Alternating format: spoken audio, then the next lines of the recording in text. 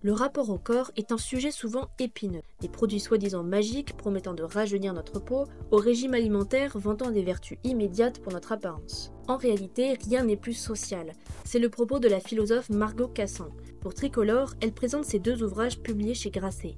L'un sur le naturisme, Vivre nu, qui promeut entre autres l'absence de vêtements, l'autre, Ultraviolet, plus récent, sur le recours au bronzage dans une dynamique de distinction sociale. Bonjour Margot Casson. Bonjour, merci de me recevoir. Merci d'accepter notre invitation. Pour commencer, est-ce que vous pouvez vous présenter, s'il vous plaît? Ouais, de façon assez scolaire, Margot Cassan, j'ai 27 ans. Je suis philosophe de formation. Je me suis spécialisée au départ sur la philosophie des religions et je m'intéressais à l'anarchisme chrétien. Et maintenant, je publie des livres qui traitent plutôt de la philosophie du corps, donc le naturisme, le rapport à la peau. Et puis, je travaille à Bruxelles dans un institut de géopolitique sur les questions d'identité européenne. Voilà. Qu'est-ce qui vous pousse, en tant que philosophe, à écrire des livres? Est-ce que c'est un sujet que vous avez à cœur et qui vous guide vers l'écriture, ou est-ce que on se dit, j'ai envie d'écrire et donc je cherche un sujet? C'est, je dirais, à la fois une frustration et un élan. La frustration, c'est d'avoir beaucoup lu justement de philosophie et de m'être rendu compte que beaucoup des thèmes qui me touchaient dans la vie quotidienne n'étaient pas abordés en philosophie. En fait, la question centrale que posent tous les philosophes, c'est qu'est-ce que l'homme? Et quand ils y répondent, ils choisissent sciemment d'aller fouiller dans l'âme ou dans la métaphysique ou dans les questions morales pour répondre à cette question, qu'est-ce que l'homme? Donc l'homme est un être de vertu, l'homme est un être politique, l'homme est un être libre. Mais toutes les questions qui touchent au corps sont des questions qui soit sont pas abordées, soit abordées avec mépris, parce que dans la tradition philosophique, celle qui est la plus prégnante depuis longtemps, Platon, c'est le dualisme, donc une forme de scission très forte justement entre l'esprit et le corps, avec l'idée que du côté de l'esprit, on a tout ce qui est pur, et puis du côté du corps, tout ce qui est de l'ordre des désirs, du vil, et donc de façon de questionner l'homme qui serait plus futile, plus légère. Et donc, moi, j'écris avec le postulat inverse, c'est-à-dire que je pars du corps, de la chair, de la peau, pour répondre aussi à des questions philosophiques, qu'est-ce que l'homme? Mais du coup, avec un traitement littéraire, parce que quand on parle du corps, on est obligé justement d'avoir une écriture incarnée, et pour ça, l'écriture un peu aride de l'essai philosophique tout simple permet pas, en fait, à mon avis, de répondre de façon exhaustive aux questions du corps, qui implique d'avoir un jeu, une narration, une sensibilité. Alors, vous venez de publier Ultraviolet, où vous explorez le rapport qu'on a à notre peau par le bronzage notamment.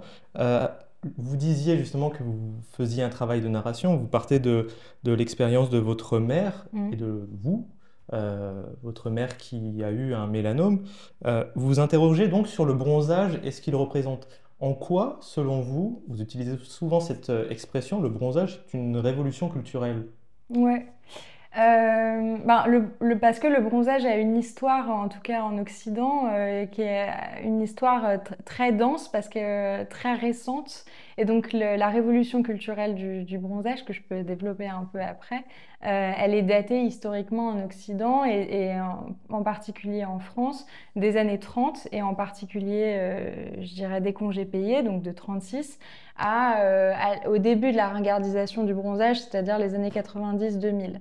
Et pendant cette tranche, qui est en fait dans l'histoire de l'humanité une tranche très courte, le bronzage a eu une forme de hype, mais qui ne s'explique pas pour des simples raisons justement esthétiques ou liées à la beauté, puisque l'histoire de la beauté est toujours liée à des conquêtes sociales, sociologiques, sociétales, politiques, et donc revêtent, à mon avis, une dimension beaucoup plus large, universelle, et qui a trait à des questions philosophiques, la métaphysique, le rapport au religieux, etc. Et en l'occurrence, ce qui s'est passé, la bascule qui a eu lieu autour des années 30, c'est qu'avant, les sociétés occidentales étaient quand même régies par un imaginaire chrétien Et que dans l'imaginaire chrétien, la blancheur est associée à l'idéal de vertu, de pureté, de virginité, etc.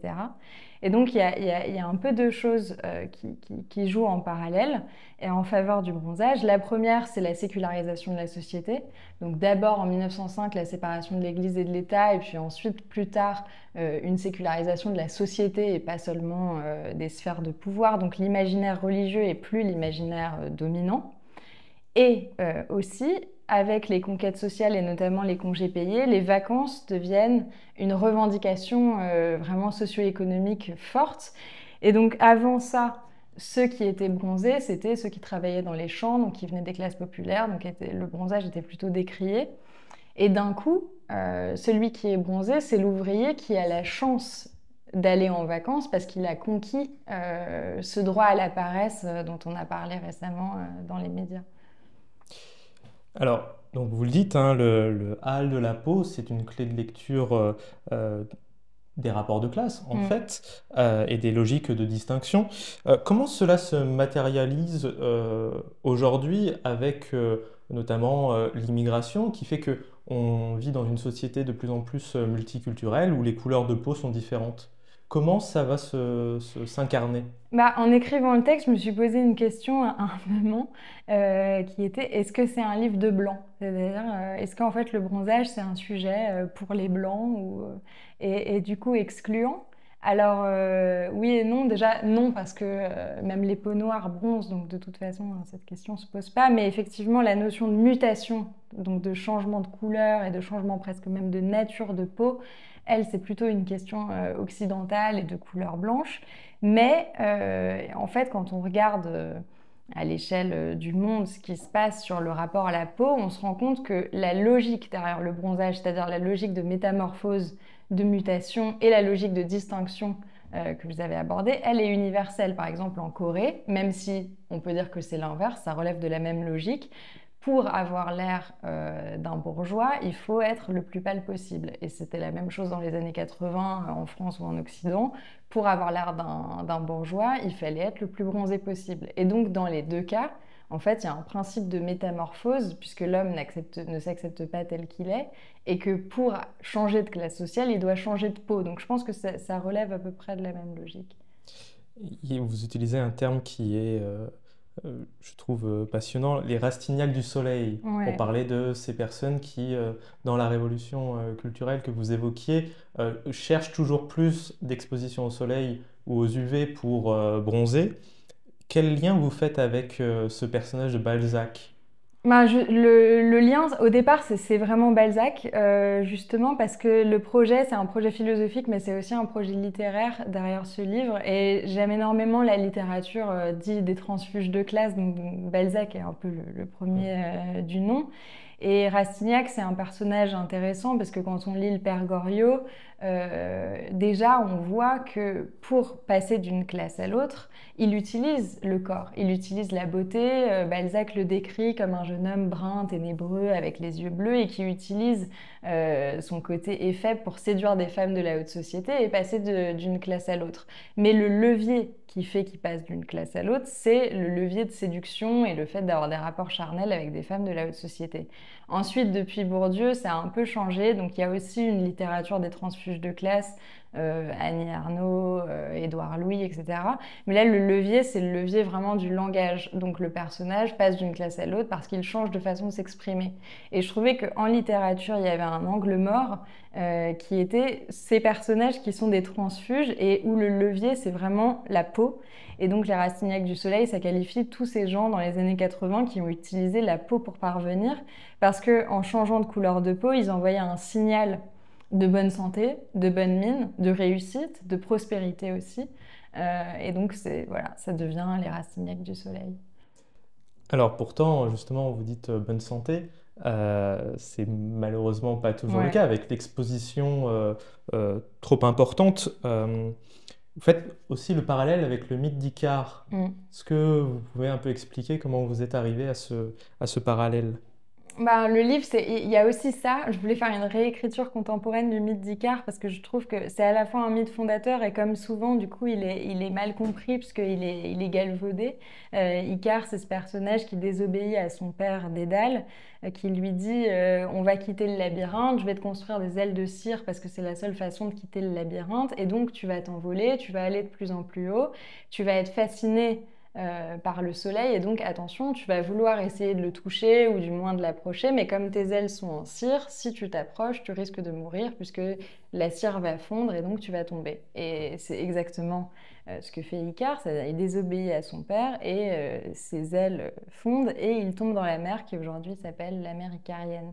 Et quand on regarde, ne serait-ce que sur Internet, qu'est-ce que le mythe d'Icare, type morale des fables de La Fontaine, etc. En fait, on lit toujours la même chose, c'est-à-dire l'homme est un être d'hubris, il est trop orgueilleux, et Icare était trop orgueilleux, il a voulu toucher le soleil, et donc il est mort. Mais en fait, on peut lire comme Comte Sponville, que d'ailleurs j'ai vu vous avez reçu, qui a écrit un texte génial sur Icare. On peut voir le personnage d'Icare, pas comme le personnage de good cop, bad cop, et lui dire c'est pas bien, mais comme un personnage d'ascension, justement, comme un personnage en fait caractéristique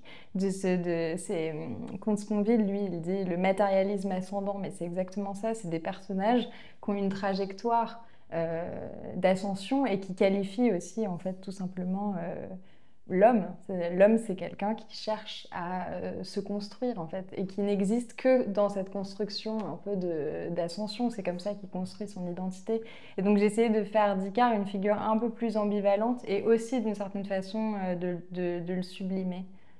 Comment notre conscience des risques sanitaires de l'exposition au soleil va changer ce goût pour le bronzage? Comment est-ce que la conscience que j'ai des risques change le goût pour le bronzage? Votre conscience, mais même celle plus générale dans la société. Maintenant, il y a des Ah oui, campagnes sanitaires, il y a globalement tout le monde a en tête le fait que trop de soleil égale risque pour la santé. Euh, Est-ce que ça change quand même aujourd'hui? Parce que si je poursuis un peu ce que j'avais en tête, je regardais, vous citiez notamment Séguéla. ouais, Mais quand on regarde Séguéla aujourd'hui, il est encore assez bronzé. Il ouais, a encore ce recours au bronzage. complètement. Jean d'Ormesson, avant son décès, gardait quand même ce côté bronzé. Ouais, Donc, mais ils ont un côté anachronique, justement. oui, Anachronique parce que moi, je crois beaucoup à la force de l'imaginaire. Et je sais que du coup, des gens comme Séguéla ou comme ma mère ou comme Dormesson, dans les années 80, quand on pensait soleil, en fait, il y a toute la question du champ lexical qui pour moi est toujours importante parce que c'est assez révélateur de l'imaginaire. Dans les années 80, soleil, c'était Sea Sex and Sun. Il y avait le film Les Bronzés qui était sorti en 78 où tous les personnages cool en fait étaient les bronzés et Michel Blanc qui d'ailleurs dans le film du coup est tout pâle est celui qui est l'objet de moqueries, de railleries de la part des autres. Et il y a aussi la chanson de Gainsbourg, Si Sex and Son, donc c'est un imaginaire d'hédonisme positif, entièrement positif, et associé à la beauté et à la prospérité. Aujourd'hui, quand on pense soleil, la première chose à laquelle on pense, c'est le vieillissement cutané, le cancer de la peau et potentiellement, même, j'irai plus loin, je dirais la canicule, le changement climatique. Donc ce motif mortifère est assez récent, mais je pense qu'il est très prégnant.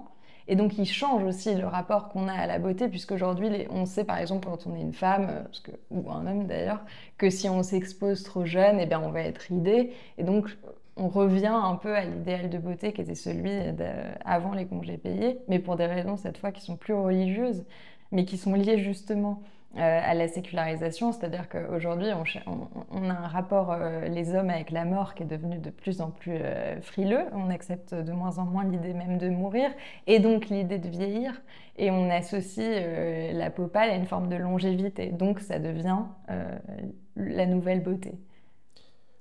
alors justement, donc, je rebondis sur ce que vous disiez. On sait qu'avec notamment la question des dépressions saisonnières, c'est important de quand même avoir cette vitamine D par le Ouais. soleil. À l'inverse, trop de soleil crée des cancers, des mélanomes. On a l'impression que dans l'histoire, on va dire, des 150 dernières années, il y a Mm. eu un choix binaire entre bronzage et pâleur. Est-ce que ça dit quelque chose de l'homme sur son goût pour l'excès? Ouais, bah d'ailleurs, c'est ça, tout blanc ou tout noir, c'est c'est un peu ça l'expression. Oui, alors autant les philosophes ont méprisé les questions du corps, autant s'ils ont une obsession, c'est justement le rapport de l'homme à l'excès. Déjà chez Aristote, la vertu c'est associé au juste milieu. Quand vous lisez Pascal, c'est pareil, la définition de la vertu c'est la tempérance. Donc ça s'inscrit en faux contre la tendance un peu naturelle de l'homme, qui est la tendance à l'hubris, et qui est celle qui est dénoncée par la plupart des commentateurs d'Icare.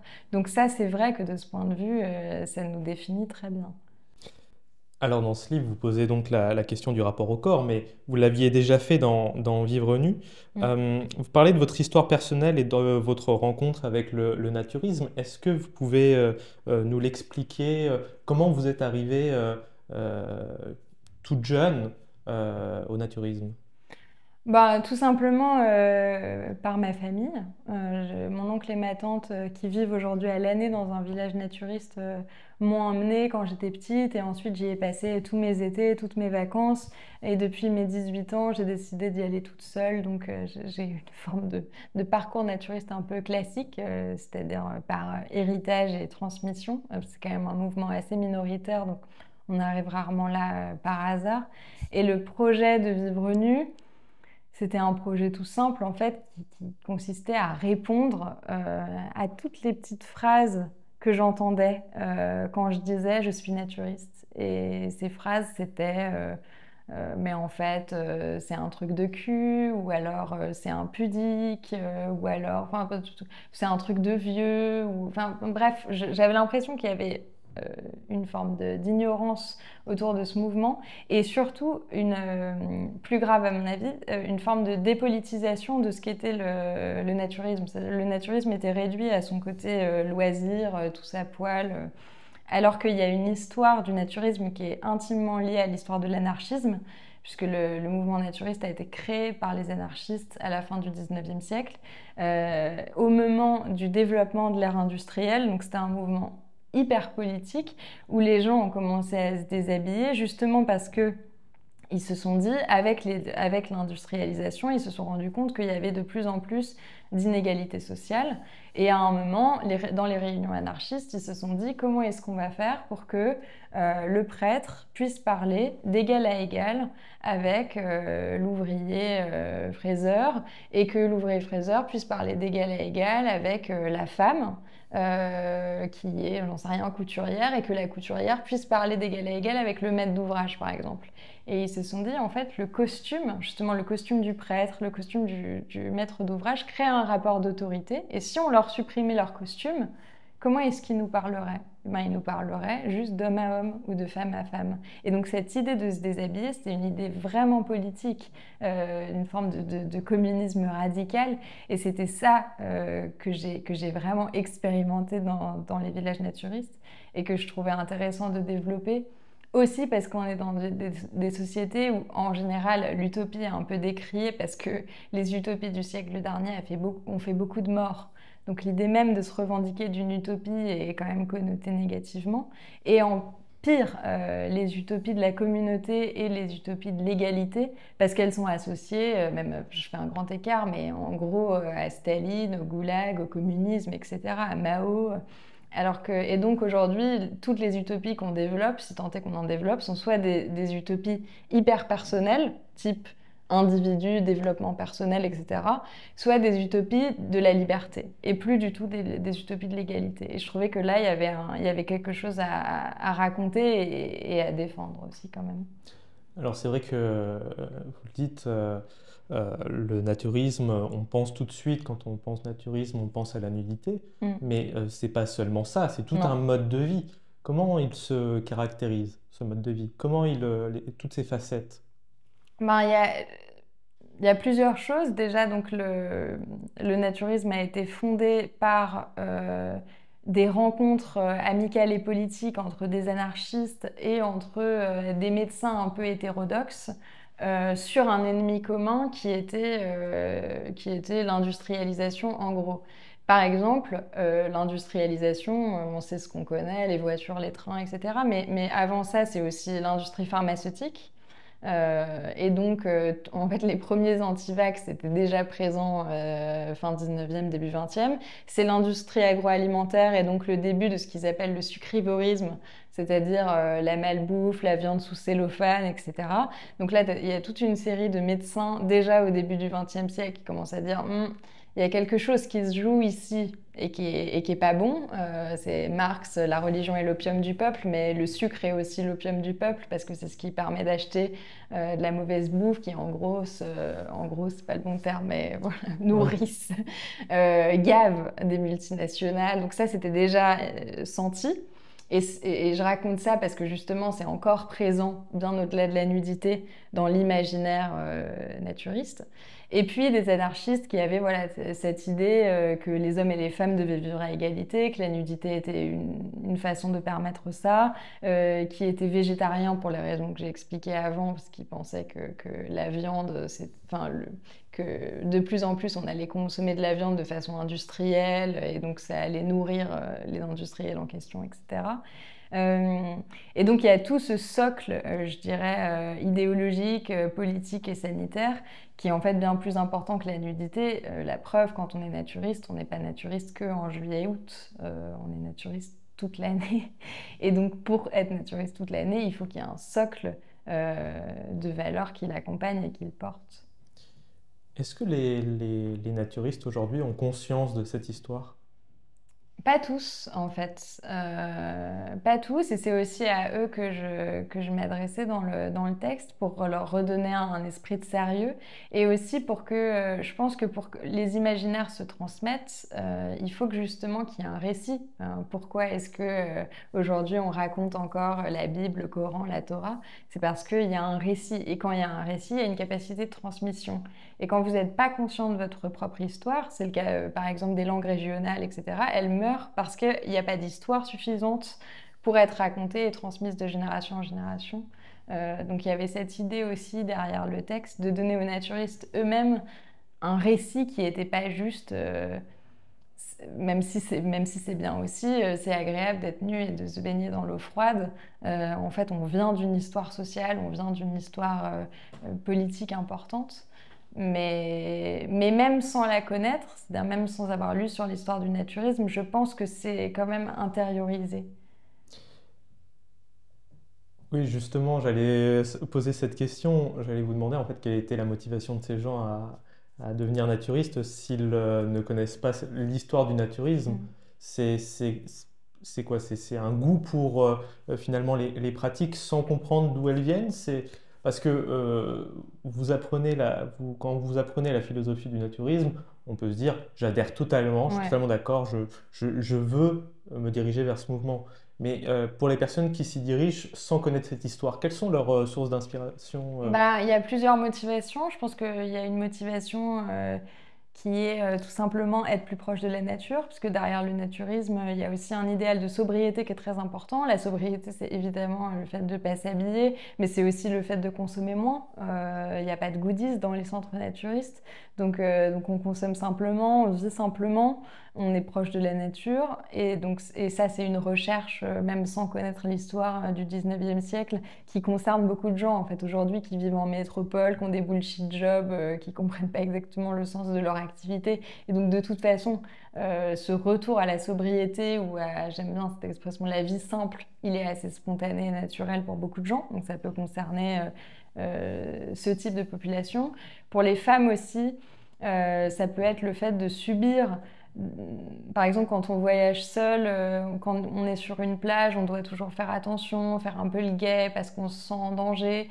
Et donc ça peut être aussi le fait de chercher une forme d'anonymat, de sécurité, puisque paradoxalement, les femmes sont beaucoup plus en sécurité dans les villages naturistes. Donc ça peut être le fait de dire, en fait, j'ai absolument envie qu'on me foute la paix, de pouvoir être nue sans être l'objet de regards concupiscents, et donc je vais dans un village naturiste parce que j'y suis allée une fois et que j'ai eu l'impression que j'étais pas regardée, que je pouvais me baigner librement, marcher librement, etc. Ça, il y a beaucoup ça.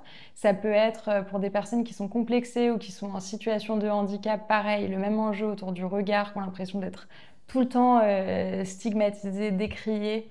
Et d'avoir eu le récit d'un ami qui leur a dit bah, en fait, moi, je suis obèse comme toi et je suis allée dans un village naturiste et pour la première fois, en fait, j'ai passé des vacances sans avoir l'impression d'être sans arrêt regardée.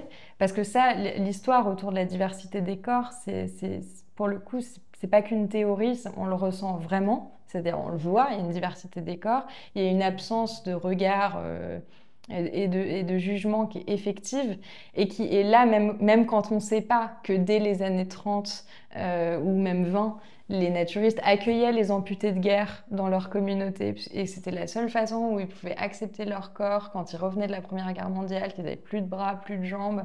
Même quand on ne sait pas ça, et ben on le ressent dans le présent dans les villages naturistes. Donc les motivations, elles sont diverses et aussi quand le récit a réussi à se transmettre, c'est souvent parce qu'on a de la famille, etc. Comment vous expliquez cette absence de regard, justement, là on fait la distinction voir, regarder. Comment expliquer que justement la nudité vient supprimer le regard généralisé des uns sur les autres qu'on connaît en fait dans nos sociétés? Parce que je pense que la nudité, qui est une nudité de groupe, donc ça c'est très important, crée une forme d'uniformisation. C'est comme à peu près, ça donne le même sentiment quand vous êtes dans un village naturiste que si vous êtes, je ne sais pas, dans une école de guerre où tout le monde est en uniforme. Euh, ça lisse d'une certaine façon. Et comme la façon dont on s'habille dit énormément de nous. Donc en fait, ce qu'on regarde chez les autres, c'est ça, c'est les choix qu'ils ont faits, qui sont des choix de distinction. Vous avez décidé de porter un collant, vous vous habillez tout en noir comme aujourd'hui, ou vous avez un décolleté, vous avez un piercing, c'est ça qu'on regarde chez les autres. Mais là, il y a une forme de, comme l'imaginaire du Jardin d'Éden est quand même assez présent, c'est-à-dire que paradoxalement, il y a une forme d'anonymat parce qu'il y a une massification, mais au sens positif. C'est-à-dire, vous vous sentez plus tellement que vous êtes vous en tant qu'individu, mais plus membre d'un groupe. Et donc le regard singulier, je dirais, disparaît. Et après, bon, ça c'est pour le regard en général. Après, pour le regard, disons, de prédation ou de désir, mais dans le sens négatif, enfin, c'est-à-dire pas regarder, mais mater. Ça, c'est lié aussi à la culture naturiste qui est vraiment, enfin, qui n'a pas attendu MeToo pour comprendre qu'il y avait des regards déplacés, que quand vous regardiez quelqu'un avec insistance, en fait, vous empiétez déjà sur sa liberté, sur son espace, etc. Puisque le regard, c'est pas juste les yeux qui restent ici. Enfin, le regard, c'est un rayon. Donc, le regard insistant, c'est exactement comme une main aux fesses, en fait. C'est du même ordre. Enfin, il y a quelque chose d'intrusif.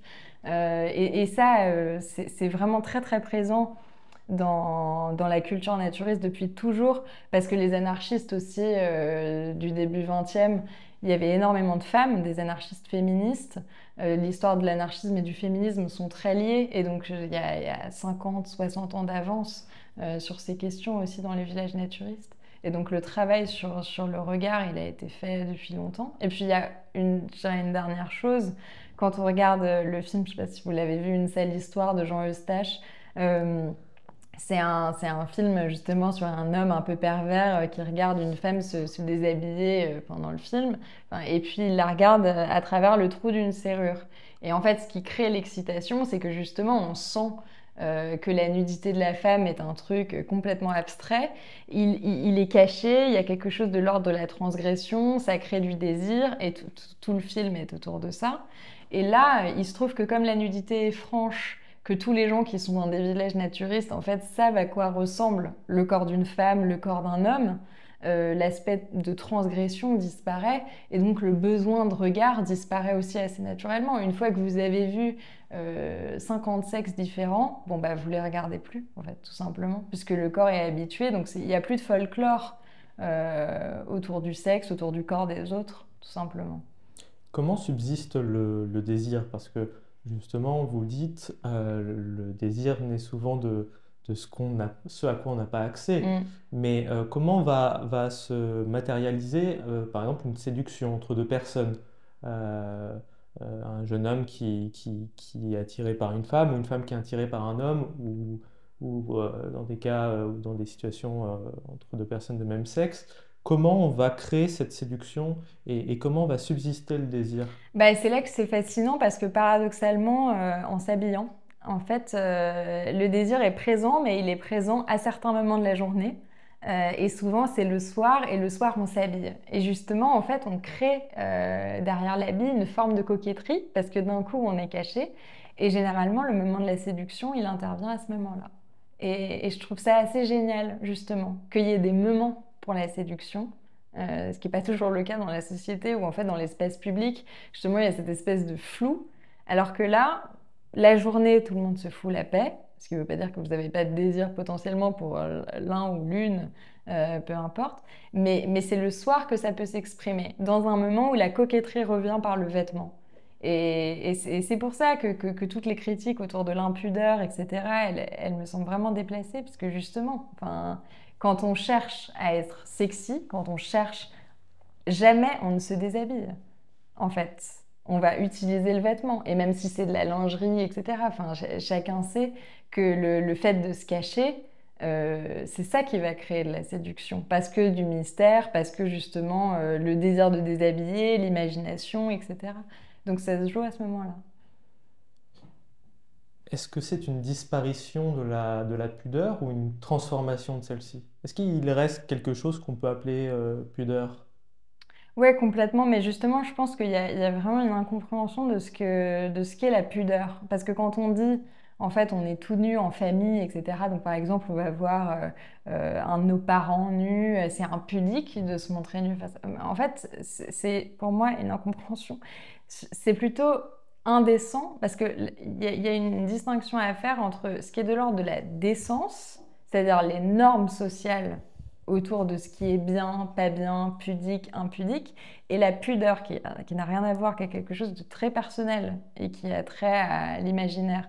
Et la coquetterie et la pruderie, ce qui est encore aussi beaucoup d'autres choses qu'on confond souvent, une forme de pudibonderie avec une pudeur soi-disant de vertu. Euh, pour moi, l'impudeur, c'est quand on se dévoile à l'autre quand l'autre ne le souhaite pas, en gros, parce que c'est une forme d'exhibitionnisme. Mais par exemple, un discours sur soi peut être beaucoup plus impudique que la nudité, qui en fait ne dévoile absolument rien. Moi, quand je suis nue dans un village naturiste, j'ai pas du tout l'impression que c'est mon intimité qui est dévoilée. Au contraire, en fait, j'ai l'impression que justement, les autres voient pas comment je m'habille. Alors que quand ils voient comment je m'habille, ils voient que je fais un choix. Si je choisis de mettre des vêtements plus larges, c'est parce que d'un coup, ça indique que je suis mal dans ma peau, etc. Donc, la nudité en soi ne dévoile rien. Et je pense que la frontière entre la pudeur et l'impudeur, c'est plutôt une question d'attitude, de sans-gêne. Donc, par exemple, vous pouvez très bien être nu et la façon dont votre démarche, etc., peut être pudique ou impudique. Vous pouvez décider d'être comme ça, affalé, les jambes écartées, que vous soyez habillé ou nu. Pour moi, c'est impudique, vous voyez. Et alors il peut y avoir une pudeur, y compris dans la nudité.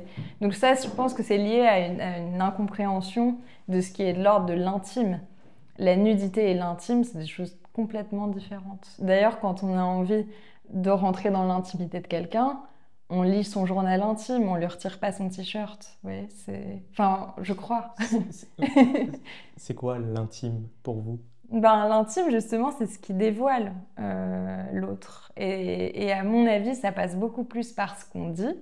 Par exemple, quand on est face caméra, c'est beaucoup plus intime. Enfin, pour moi, ça peut être beaucoup plus intime de parler à quelqu'un que de se déshabiller. Donc, c'est l'endroit où on se dévoile. Et pour moi, ça passe pas par la nudité. Vous aviez évoqué tout à l'heure le jardin d'Éden avec Adam qui croque le fruit défendu. Euh, comment ça... Est-ce qu'il y a cette volonté de rompre avec le péché originel dans la tradition naturiste ou est-ce qu'il y a cet imaginaire qui revient quand même? Ben, en tout cas, ce qui est vrai, c'est que dans l'imaginaire chrétien et quand même les sociétés occidentales sont vraiment très imprégnées, même encore aujourd'hui, de l'imaginaire chrétien. La honte liée au corps, elle est liée, même inconsciemment, à l'idée du péché originel parce que Adam et Ève ont commencé à s'habiller après que Ève aurait croqué la pomme. Donc il y a un lien entre le vêtement et la honte et le péché originel. Et effectivement, les naturistes, en fait, détricotent ce lien entre la honte et la nudité. Euh, mais là où ils ne cherchent... Alors, il y a un imaginaire édénique quand même dans les villages naturistes parce que souvent on est dans la nature, qu'on est nu, donc en termes de symbolique purement picturale, ça ressemble. Mais là où il y a quand même une différence fondamentale, c'est que dans le naturisme, on ne cherche pas à revenir à un état pré-politique ou pré-histoire, au sens où le péché originel, ce serait en fait le début, l'an zéro de l'histoire. Au contraire, comme c'est une contre-culture, le naturisme, et en plus né de l'anarchisme, comme je l'ai dit, la conscience politique est quand même très importante. Donc de ce point de vue-là, c'est pas du tout un imaginaire édénique. Je ne sais pas si je suis claire. Oui.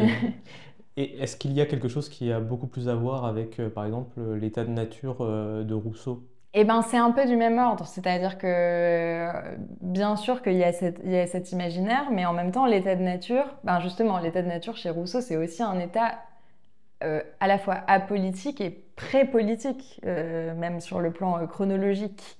Alors que le naturisme, il y a cet imaginaire édénique ou rousseauiste, mais totalement post-politique, puisque le naturisme n'aurait pas existé sans la révolution industrielle. Donc le naturisme ne peut pas se comprendre sans le capitalisme et sans la politique. Donc c'est juste Je pense que c'est important d'avoir ça en tête pour comprendre aussi le caractère justement vraiment politique, historique et aussi la revendication d'être une contre-culture et pas du tout une société comme les sociétés des Premières Nations, par exemple, les Amérindiens, etc. C'est complètement d'un autre ordre. Quel est l'accueil des religions du mouvement naturiste? Parce que plein de naturistes ont la foi. Comment on vit sa foi, ceux qui l'ont, Ouais. avec le naturisme? Bah, c'est vrai que les naturistes aujourd'hui, quand on regarde sociologiquement, sont plutôt des gens qui étaient des 68 arts, donc qui étaient d'une gauche vraiment hyper laïque et souvent anti-chrétienne et anti-religion en général. Euh, et en plus, qui est très hostile justement au dualisme entre le corps et l'esprit, qui souvent en fait est une lubie des philosophes, mais parce que ces philosophes étaient chrétiens ou religieux. Mais par exemple, mon oncle et ma tante, dont je parle dans Vivre nu, ils ont acheté la maison à un pasteur. Chez les protestants, le rapport au dualisme est un peu différent, parce que justement, ils considèrent que Jésus est une figure d'incarnation et que donc on ne peut pas considérer que le corps est péché, puisque sinon Dieu ne se serait pas fait homme en la personne de Jésus et en la chair de Jésus. Donc il y a, par exemple, chez les protestants, c'est un peu différent. Et dans ces cas-là, on considère qu'il y a une réconciliation possible entre le fait de pratiquer le naturisme et sa foi protestante. Et d'ailleurs, il se trouve que les pays où le naturisme se développe le plus sont des pays de culture protestante, mais aussi parce qu'il y a cette réconciliation entre des principes théologiques ou philosophico-théologiques, le monisme des protestants, et l'expérience du coup du naturisme. Voilà, donc je dirais qu'il y a les deux. Du coup, j'imagine que le fait, effectivement, j'allais vous interroger là-dessus, sur le fait qu'il y a le naturisme est plus partagé dans les pays protestants. Est-ce que le fait que ce soit quand même un mouvement qui est plutôt occidental, c'est lié à des questions religieuses et culturelles, ou est-ce que c'est justement parce que toujours ce rapport à l'industrie et aux révolutions industrielles qui sont plus occidentales quand même? Oui, je pense que c'est plus lié à ça. C'est-à-dire que le naturisme s'explique historiquement par le mouvement de sécularisation et par une réaction violente aux conséquences de l'industrialisation massive. Et il se trouve que pour l'instant, les sociétés occidentales sont celles qui connaissent le plus des mouvements de sécularisation. C'est-à-dire la théocratie, en fait, c'est quand même date de plusieurs siècles. Et par ailleurs, pour qui la révolution industrielle a déjà 150 ans. Donc je pense que c'est plus lié à ça.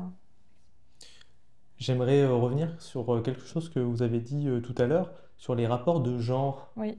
Est-ce que vous pourriez expliciter un peu plus comment ils se transforment dans les villages naturistes, comment ça évolue? La logique, pour le comprendre, c'est vraiment la logique d'égalité dont j'ai parlé tout à l'heure, c'est-à-dire l'idée que derrière la nudité, la vocation politique, c'était celle de pouvoir faire en sorte qu'un prêtre parle d'égal à égal avec la couturière, avec le maître d'ouvrage et avec l'ouvrier fraiseur. Ça, cette logique-là, elle s'applique à d'autres choses. C'est-à-dire que quand vous allez dans un village naturiste, par exemple, moi j'ai 27 ans aujourd'hui, dans les villages naturistes, je peux parler à un homme de 60 ans, je parle à quelqu'un, je ne parle pas à un homme de 60 ans. Et s'il est architecte, par exemple, je ne vais jamais savoir qu'il est architecte parce que la question qu'est-ce que tu fais dans la vie aussi est très secondaire. Donc les rapports aux gens et les freins qu'il y a dans la société et dans les métropoles entre les gens, en général, disparaissent. Et c'est la même chose. En fait, je dis ça parce que les rapports entre générations et les rapports de classe, s'ils sont compliqués, c'est parce qu'il y a une logique de domination. Et c'est cette même logique de domination entre les hommes et les femmes qui disparaît dans les villages naturistes, dans cette même logique. À mon avis, c'est le même fil. Et comment ça s'explique? À mon avis, par une forme de vulnérabilité partagée qu'il n'y a pas dans l'espace public. Parce qu'un homme tout nu, bon déjà, a priori, c'est un homme qui ne bande pas, qui lui-même a des complexes, qui est dans son état de nature pour le coup, face à une femme, et cette vulnérabilité partagée fait que pour une fois, l'homme est un peu une femme comme les autres. En tout cas, c'est le sentiment que ça donne. Et que du côté féminin, enfin, je parle pour mon cas, en fait, on n'a pas du tout peur d'un homme qui est tout nu. On a peur d'un homme parce que la façon dont il s'habille, en fait, va donner justement, va renvoyer à ce symbole de domination. Et donc, cette vulnérabilité partagée permet aussi des rapports beaucoup, beaucoup plus fluides, beaucoup plus spontanés, et qui bénéficient aux femmes, mais qui sont aussi un immense soulagement pour les hommes eux-mêmes. Pour tous ceux qui ne correspondent pas exactement aux critères du mâle alpha, par exemple, c'est une source de libération absolue, à mon avis. Est-ce qu'il n'y a pas une forme d'hypocrisie dans nos sociétés quand même sur le vêtement lorsque l'on va considérer comme impudique la nudité alors que justement on va sacraliser l'hypersexualisation? Il suffit de prendre le métro pour voir des publicités où il y a vraiment une objectivisation des corps. Est-ce que quelque part c'est pas hypocrite de, de ne pas accepter quelqu'un de nu Mm.